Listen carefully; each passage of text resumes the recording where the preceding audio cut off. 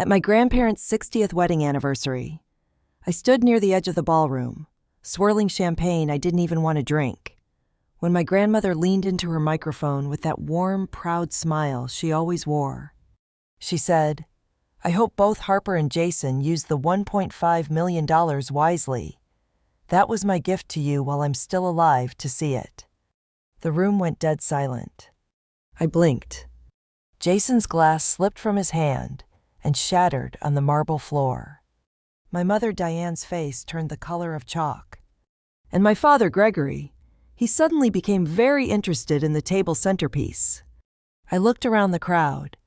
Dozens of relatives, friends, colleagues, all staring, waiting, wondering why I hadn't said a word, wondering why I didn't look.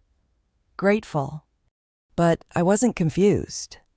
I was furious, because I had no idea what she was talking about. $1.5 million. I never saw a penny of it. Not 1 cent. But I didn't raise my voice. I didn't cry. I didn't make a scene. I just smiled and looked straight at my mother, because that was the exact moment I knew. They stole from me, and they thought they'd get away with it. They had no idea what I was about to do. My name is Harper Blake. I'm 35 years old. I'm a partner at one of the most respected criminal defense firms in Manhattan. I specialize in strategy, facts, evidence, leverage, and revenge. Revenge is just law, with better timing.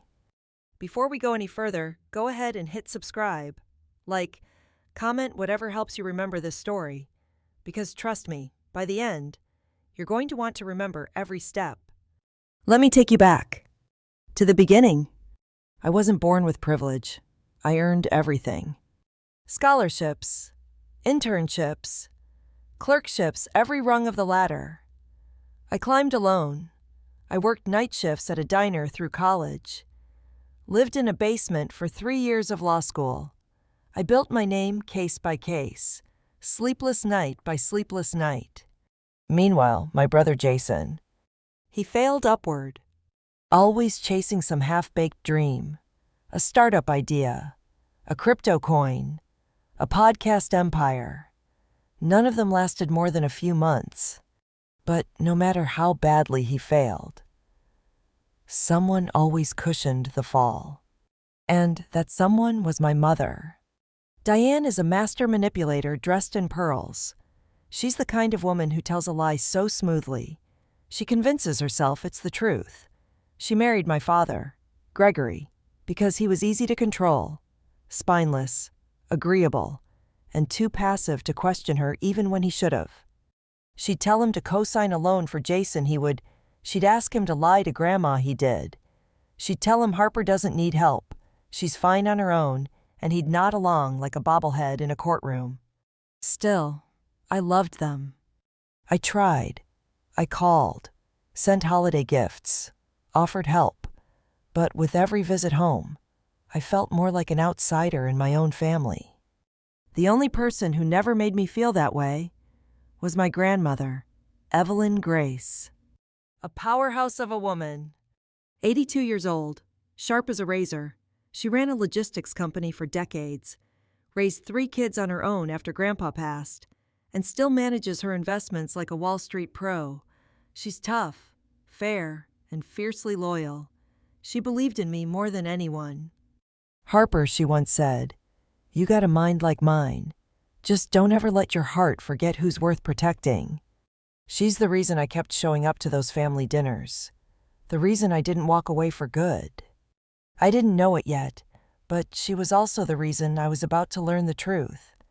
Last Christmas, I couldn't make it home.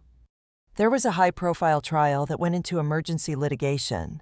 I was up against a corporate Goliath and couldn't risk leaving the city. I called Grandma and apologized. Promised I'd visit in the spring. She understood. She always did. What I didn't know was that she'd made a major financial decision that week. She'd sold the last of her trucking properties, and she decided to gift each of her grandchildren a slice of her legacy. $1.5 million. She handed out checks in person to those who were there. For me, she planned to wire it directly through my parents since I wasn't there to receive it myself. They told her they had my banking info, which, technically, they did. What they didn't tell her was that it was an old joint account I opened with my mother over a decade ago. During a temporary financial emergency she never fully explained. I was 19. Young, naive, trying to be a good daughter. That account I forgot it even existed. But she didn't. She kept access, quietly, secretly. And when Grandma sent that money, she transferred it into that forgotten joint account. And within 72 hours, it was gone. The money disappeared without a trace. $1.5 million, wired to an account my grandmother trusted belonged to me, vanished, just like that. And I had no idea. Because why would I? I was buried in court filings, managing 3 active cases, trying to prepare for a motion to dismiss on a murder trial with national media attention. The last thing on my mind was whether my parents were quietly siphoning money behind my back. But they were. And the more I looked back, the more it started to make sense. Jason had suddenly stopped complaining about rent. He'd traded in his beat-up Civic for a brand new Tesla, posted a video with one of those over-the-top bows on the hood, smiling like a man who just won the lottery. His caption, "When hard work finally pays off." Hard work. Jason. The man had never held a job longer than 6 months. He'd cycled through every get-rich-quick scheme you could imagine. Dropshipping, forex trading, flipping NFTs, trying to sell productivity courses when he couldn't even keep a calendar. His most recent venture was some half-baked startup called JusticeX AI, a so-called legal assistant powered by machine learning. But I checked the website once. It was basically a glorified chatbot that couldn't even differentiate a misdemeanor from a merger. And suddenly, he was flying first class. Yeah, no. That didn't sit right. Then there were my parents. Diane started showing off designer handbags on social media, said they were early retirement gifts from Dad. Gregory, he got dental implants and joined a golf club in Westport. The man hadn't swung a club in 20 years. But now he was calling himself a leisure enthusiast. At first, I figured maybe Grandma had decided to help them out. She was generous, especially around the holidays. But something about their sudden financial glow-up felt off. Still, I said nothing. Not until the invitation arrived. A gold-embossed envelope, hand-delivered to my firm. Inside, an invitation to my grandparents' diamond wedding anniversary. 60 years of love, sacrifice, legacy. The kind of event no one misses. I RSVP'd yes without hesitation. I needed to see Grandma anyway. It had been months. I owed her a visit. And truthfully, I missed her. But more than that, I needed answers. So I drove up to Connecticut. The celebration was hosted at their estate in Ridgefield, a sprawling colonial house with a wide circular driveway, trimmed hedges, and a backyard that stretched into manicured gardens. Everything about it was elegant, refined, carefully staged. Inside, it was packed. Cousins I hadn't seen in years. Great aunts and uncles who used to pinch my cheeks when I was little. Former employees of Grandma's company. Now silver-haired and nostalgic. Neighbors. Old friends. Even a few reporters from the local press. The whole town showed up. And so did Jason. He walked in like a celebrity. Hair slicked back, suit custom-fitted, arm linked with a woman who looked like she'd stepped off a runway. He introduced her as his chief brand officer. Whatever that meant. I watched him work the room like he owned the place, grinning, toasting, telling stories about his visionary startup journey. I stayed quiet. I wasn't there to make a scene. I was there to listen. That night, as the main course cleared and dessert was about to be served, the string quartet paused. Grandma stood. Her voice was calm, firm, proud. 60 years ago, I married a man who believed in hard work and building something that lasts. Tonight, I want to celebrate our legacy by honoring the next generation, Jason and Harper, my brilliant grandchildren. I hope the $1.5 million I gifted each of you will help continue what we started. That was the moment everything shifted. I froze. The words barely registered.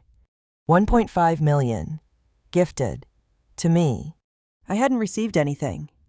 Jason stood, beaming like he'd just won an Oscar. "Thank you, Grandma," he said, loud enough for everyone to hear. "I already invested it into my company. We're changing the face of legal tech. You're going to be so proud." People clapped, smiled, cheered. All I could do was stare. I looked at my mother. Diane wasn't clapping. Her hands were stiff in her lap. Her eyes locked onto mine with an intensity that screamed, "Don't say a word." Gregory was looking at the floor. And Grandma, she turned to me with that loving smile, expecting me to speak. So I stood, lifted my glass, and said, "Grandma, I think there's been a mistake." The room went silent. You could hear a fork hit a plate 2 tables over. I never received anything. I said, no funds, no message, no transfer. I didn't even know there was a gift." Grandma blinked. What she asked, confused, "But your parents said they wired it to your account the week after Christmas." My voice didn't waver. "I don't have any account they could have used. Not one I've touched in years." Jason sat down, fast. Diane shot up. "There must be a mix-up. Harper's just overwhelmed from work. She's forgotten. We'll straighten it out." But Grandma wasn't listening to her. She was staring at me. She knew I wasn't lying. That was the moment the light shifted behind her eyes. That was the moment everything started unraveling. Because I wasn't the only one who realized something had gone terribly wrong. Everyone at that table, every relative, every guest, every friend watched as the matriarch of our family turned to my father and said, "Gregory, what account did you use?" And when my father stuttered, when Diane placed a hand on his arm and tried to stop him from speaking, that's when Grandma turned to my Uncle Ray, her oldest son, a retired district judge, and said, "Call my attorney, and call the police." No one moved. No one spoke. Jason looked like he wanted to disappear under the table. And me. I sat down, calm, silent, because the people who raised me had just set themselves on fire, and I was the only one holding a fire extinguisher. After my grandmother's voice echoed through that ballroom, "Call my attorney," and "Call the police," the air cracked open like thunder. People froze mid-breath. A cousin dropped her fork. One of the waiters spilled wine on a white tablecloth and didn't even notice. Jason's entire body stiffened. Diane's hand still hovered over Gregory's wrist, like she could physically stop the truth from coming out. But it was too late. The lie had unraveled. And now, everyone was watching it burn. Grandma didn't raise her voice. She didn't curse. She didn't break down. Instead, she asked me to sit beside her. I did. She looked into my eyes, saw the truth sitting there, unshaken. Then she turned to Diane. "Tell me right now, where is Harper's money?" And my mother, my own mother, she did what she always does when she's cornered. She cried. But this time, no one bought it. Not the quiver in her lip, not the forced tremble in her voice, not even the napkin dabbing her perfectly dry cheek. "We didn't steal from her, Evelyn. We were holding it for her, until she had time to think through how she wanted to use it." Grandma didn't blink. "So you wired $1.5 million to an account Harper didn't even know was still open?" Gregory finally spoke, barely above a whisper. "It was the joint account, the one she opened with Diane years ago. We thought it would be easiest." I laughed. I couldn't help it, because now it all made sense. That old joint account from over a decade ago. The one I opened when I was 19. The one my mother promised she'd close when her financial emergency passed. She never closed it. She kept it quietly, deliberately, like a snake waiting in tall grass. And when she saw an opportunity, she struck. I turned to Jason. You knew. He shook his head, eyes wide, palms up. No way. I thought it was your money. Mom said Grandma gave it to you to support my company. She said you agreed. There it was. The biggest lie of all. They didn't just take the money. They rewrote history. In their version, I'd given Jason my blessing. Let them funnel $1.5 million into Justice X AI, his nonsense startup, because I believed in the vision. They used my name, my silence, my absence, to justify stealing from me. That wasn't just theft. It was betrayal wrapped in performance. And still, I didn't lose it. I didn't shout across the table, or throw a drink, or flip the dessert tray like some scandalized movie character. No, I just looked at my grandmother and said, I want to see the bank records. She nodded. By morning, we had them. Gregory handed them over in a manila folder with shaking hands, probably hoping compliance would earn him mercy. He had no idea what was coming. Inside were all the statements. The wire transfer from Evelyn's investment account into the joint checking, the immediate withdrawal, the deposit into an account under Jason's name, labeled Justice X Holdings LLC, then a dozen transactions marketing vendors, product prototypes, 2 first-class flights to Miami, and a suspicious payment to a branding consultant who was clearly just the woman hanging off Jason's arm at the party. $1.5 million. Gone. Jason didn't even try to deny it anymore. He just stared at the floor like if he didn't look at anyone, the truth might disappear. Diane, though, she doubled down. You don't understand. It was an opportunity. Jason's idea was brilliant. We were going to multiply the money. We planned to give it all back once the company launched. I shook my head slowly. You mean, when the fantasy paid off, when the delusion worked, when the scam you poured my inheritance into magically turned into a unicorn startup? She opened her mouth. I raised a hand. Don't. I've heard enough. Grandma stood, calm, steady, resolute. Pack up, all of you, now. No one moved. If you're still in this house in 10 minutes, I'll have you escorted out. Diane tried to argue. Jason looked like he wanted to crawl into a vent and disappear. Gregory, he just picked up his coat. They left. And the party, what was left of it, ended. Not with applause. Not with cake. But with silence so thick it could shatter glass. That night, I sat with Grandma in her study. Just the two of us. No noise. No crowd. Just the ticking of the grandfather clock and the hum of betrayal sitting between us. I'm sorry, she said. I trusted them. I put my hand on hers. So did I. She poured us each a glass of bourbon. Neat. The same way Grandpa used to drink it. We're not done, she said. And she was right. Because what they did wasn't just cruel. It was criminal. It wasn't just about the money. It was about the manipulation, the entitlement, the way they twisted loyalty into leverage.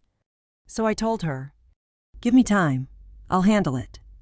She smiled at me, but not like a grandmother smiles at a grandchild. She smiled like a general meeting her equal. Let's get to work. That was the moment I stopped being their daughter. That was the moment I stopped being their sister. From that point on, I became something else entirely. The consequence, I didn't sleep that night. Not because I was angry, though I was. Not because I was shocked, because honestly, I wasn't anymore. I stayed up because something inside me had clicked. A quiet, steady fire, cold, focused. For the first time in years, I saw my family clearly. They didn't just take from me. They rewrote reality to make themselves feel justified. They lied, manipulated, smiled in my face while stealing the one thing I spent my life trying to build trust. So I did what I was trained to do. I built a case, brick by brick. That night, in the guest room of Grandma's house, I opened my laptop, created a new folder, and titled it Restitution. The first thing I did, I listed out the facts. I wasn't guessing. I wasn't speculating. I was building a timeline tight, logical, airtight. December 27th. Grandma wired $1.5 million to the joint account. December 28th. 28th, Diane withdrew the full amount. December 29th. 29th, funds deposited into Justice X Holdings, LLC, Jason's fake startup. January 3rd through February 14th. Over a dozen expenditures, none of which were authorized, legitimate, or even business-related. And all of it done without my knowledge or consent. Next, I gathered evidence. Emails, texts, bank records, social media posts, screenshots of Jason's business launch, a screen recording of his live stream where he said, and I quote, "Massive thanks to my family investors for believing in me when no one else would." He even tagged Grandma in the caption. Idiot. Then I made a list of potential charges. Fraud, wire fraud, unauthorized use of a joint account, civil theft, breach of fiduciary duty, identity misrepresentation, maybe even conspiracy to defraud. And that was just the civil side. If I pushed hard enough, if I made the right calls, collected the right statements, pulled the right threads, this could go criminal. But I didn't just want legal restitution. I wanted consequences that stuck. Public, financial, reputational. I wanted Diane's country club friends to whisper. I wanted Jason's investor circle to vanish. I wanted Gregory's coworkers to look at him and think, how could you let this happen to your daughter? And I wanted every single one of them to know, you don't steal from me and expect a second chance. By the time the sun rose, I had an outline of a multi-front strategy. Legal, financial, social. Now I just needed the right timing.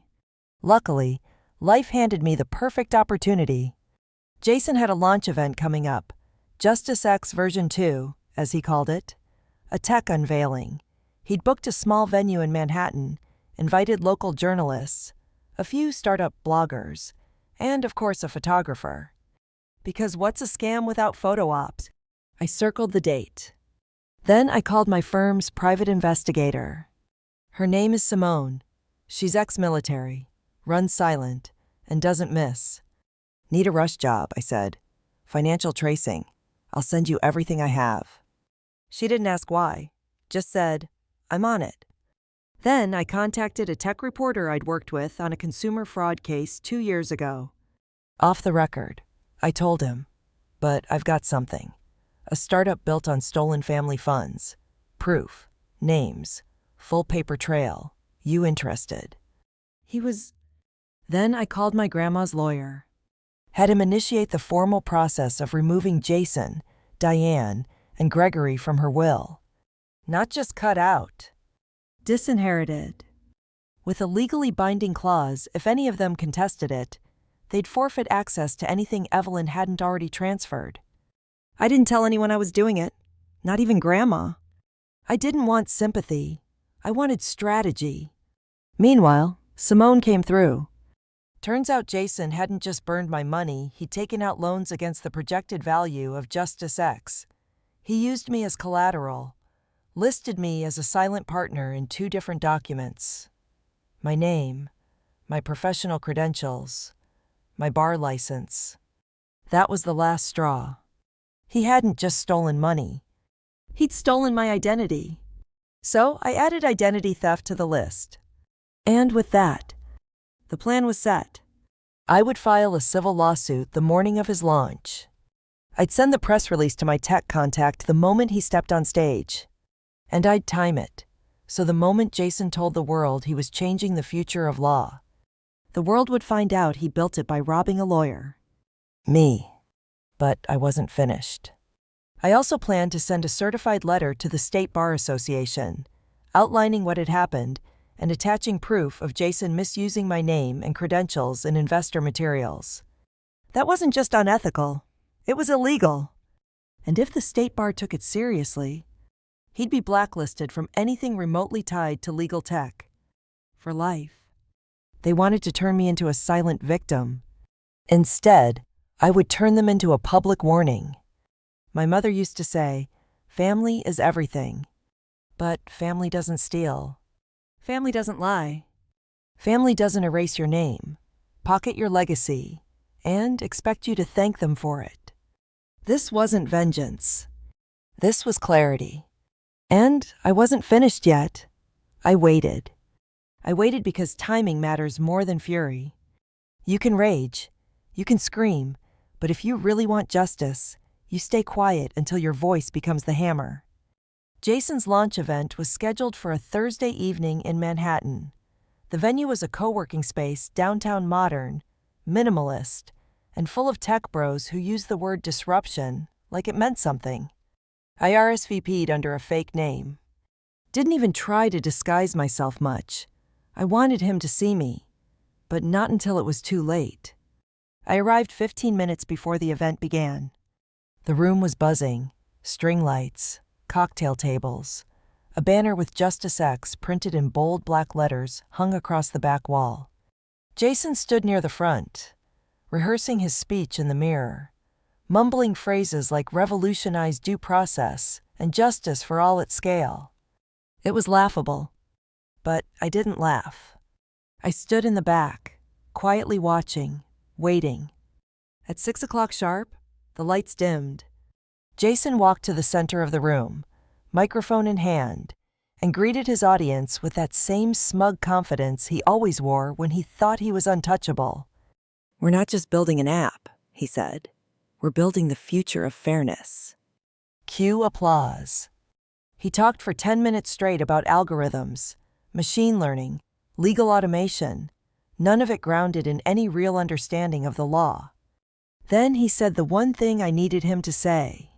This startup wouldn't exist without the faith of my earliest supporters, especially my family.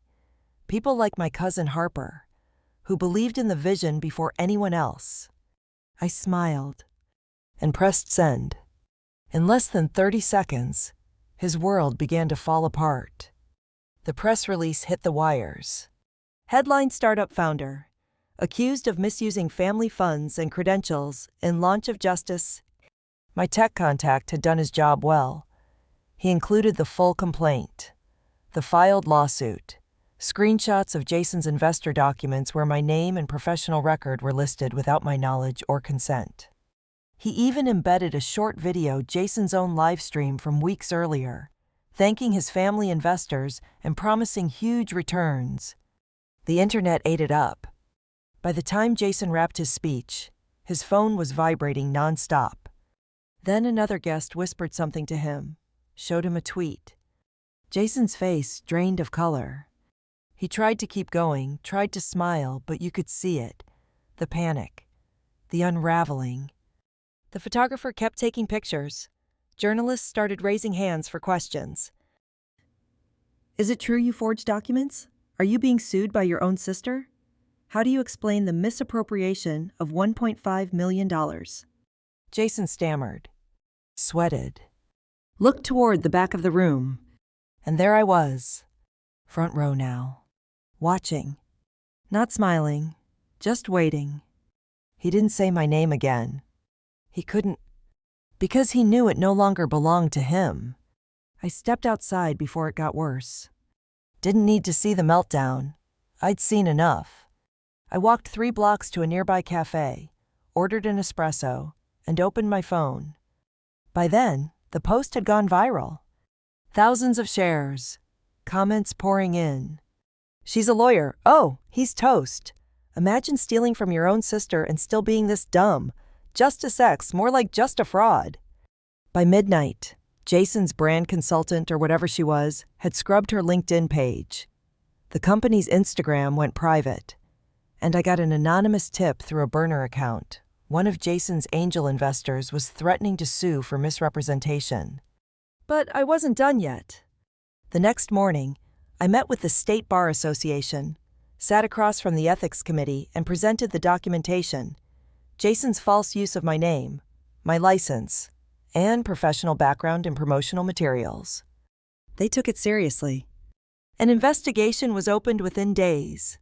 Jason would never touch legal tech again. Then came the formal demand letter.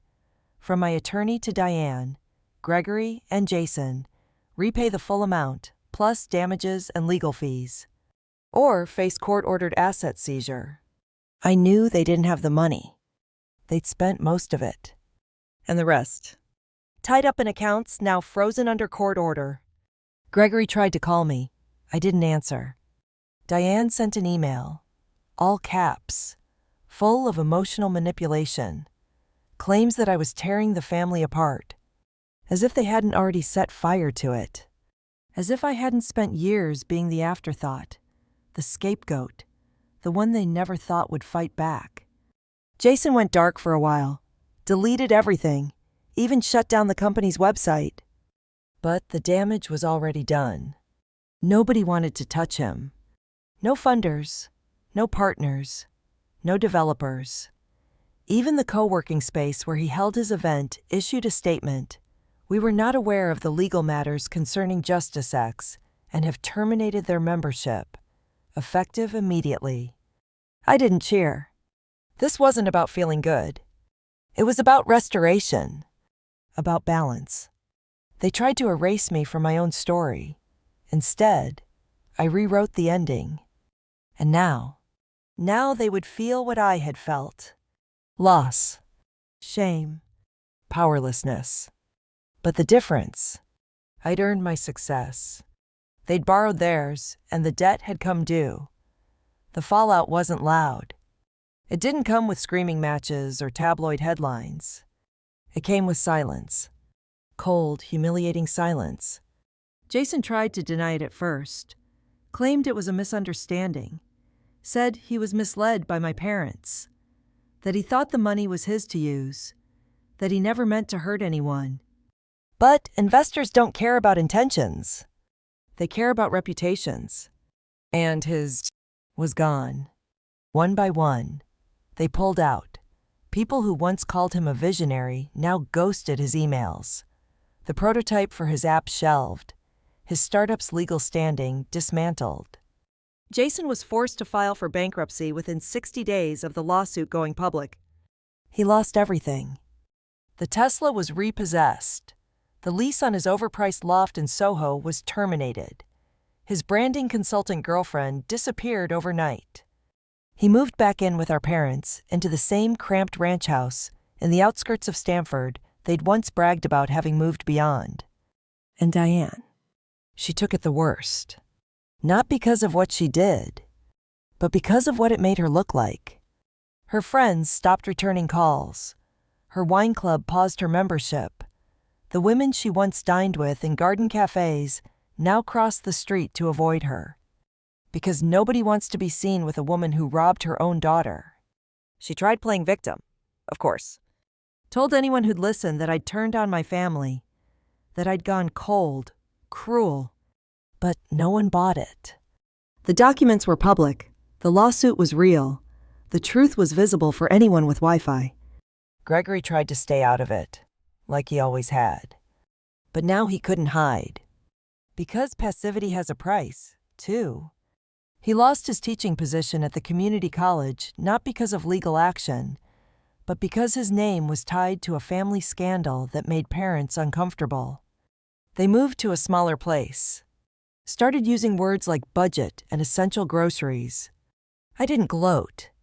That was never the goal. I just watched as accountability did its work slow, steady, and merciless. Meanwhile, I stayed quiet. No interviews, no grand statements, just work. I threw myself into a new pro bono project, helping women recover stolen inheritances and assets from manipulative family members. I called it the Grace Initiative, after my grandmother. And Grandma, She was proud. More than proud.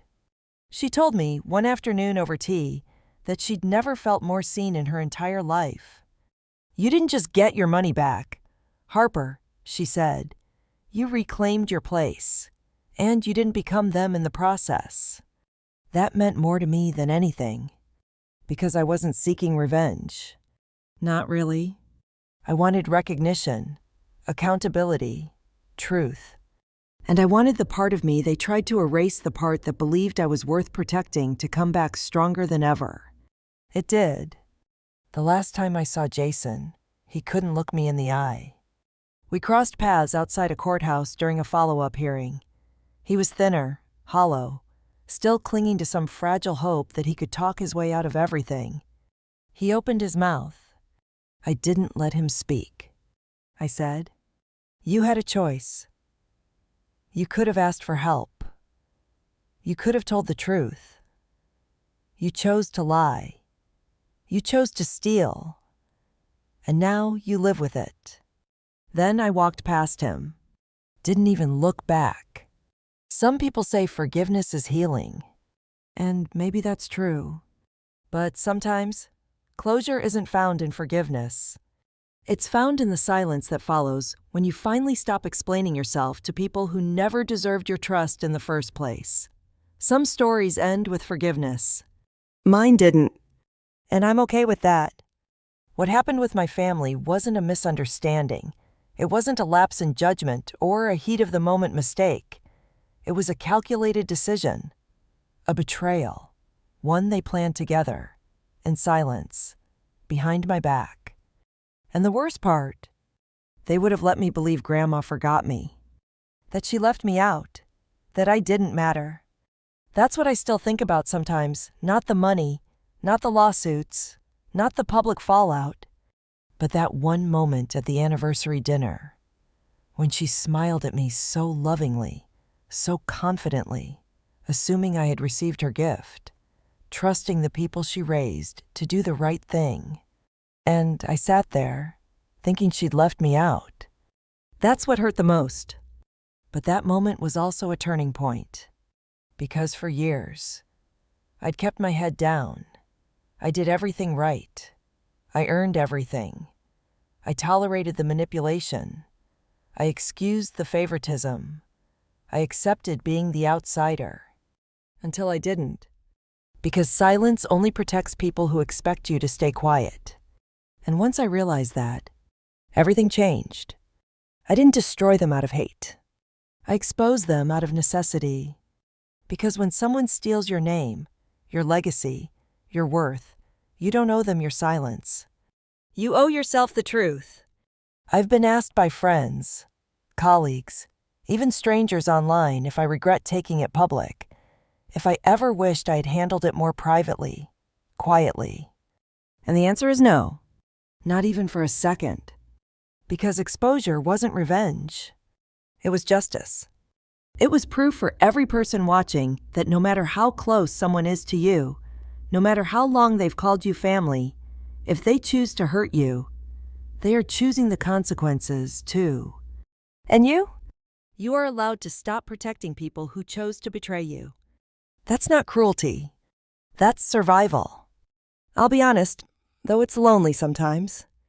When the dust settled and the headlines faded and everyone went back to their own lives, there were quiet evenings when I missed who I thought they were. I missed Sunday dinners that no longer existed, birthdays that no longer included calls, holidays without drama, but also without laughter. Grief doesn't always come from death. Sometimes it comes from clarity. The kind that doesn't ask for closure, it demands distance. But then I look around, at the firm I built, at the Grace Initiative and the women we've helped, at Grandma still sharp, still standing, still smiling. And I realize, this ending is actually a beginning. One where I know my value, where I protect it, where I teach others to do the same. Because no one gets to rewrite your worth. Not even your own family. So if you've been through something like this, if you've been betrayed, silenced, overlooked, this part is for you. You don't need to stay quiet. You don't need to forgive people who've never apologized. And you sure as hell don't need to carry their shame as if it's yours. You're not being cruel by demanding accountability. You're not being dramatic by naming the damage. You're not being selfish for choosing peace over performance. You're just waking up. And when you do, you'll never go back. So if this story hit something in you, if it reminded you of your own, say something. Tell your story. Don't let it sit in the dark. Because someone out there is still convincing themselves it wasn't that bad. And maybe your voice is the one that helps them see it clearly. Before you go, drop a comment. Share what they thought you'd never say out loud. Because silence, it's over. Now, we speak.